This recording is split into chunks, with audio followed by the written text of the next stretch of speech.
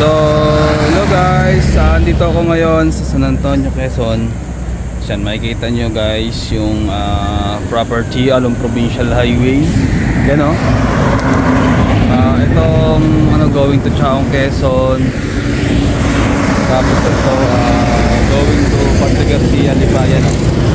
Along Provincial Highway siya. Yan. So ito yung start ng property guys o. So i-start yan o.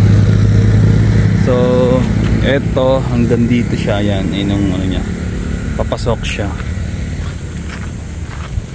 mula dito sa pader na to hanggang dito sa pader na to. So nasa 10 meters wide yung papasok dito sa property. Tapos to kasama to. Yan. Tapos to dito guys, mountain view to. Nakikita nyo ang ganda ng view dito.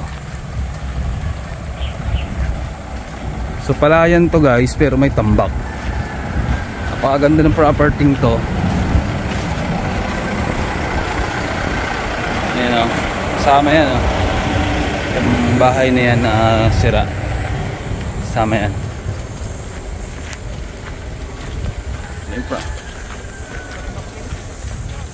Yan o, mountain view. Saan po siya mag-start dito? Ito lang pare. Yan may mga anong yan, parang niyog. 1.8 na pwedeng maging 2.8 kasi yung kalapit binebenta rin sa hektarya. Titulado pre. Yan. Ang ganda ng mountain view, Mount Banahaw. 1.8. Kabila, may bundok. Along Provincial Highway. Yan o. Ano po yung sa bulan? Mount Banahaw and Mount San Cristobal. Yan. So 1.8.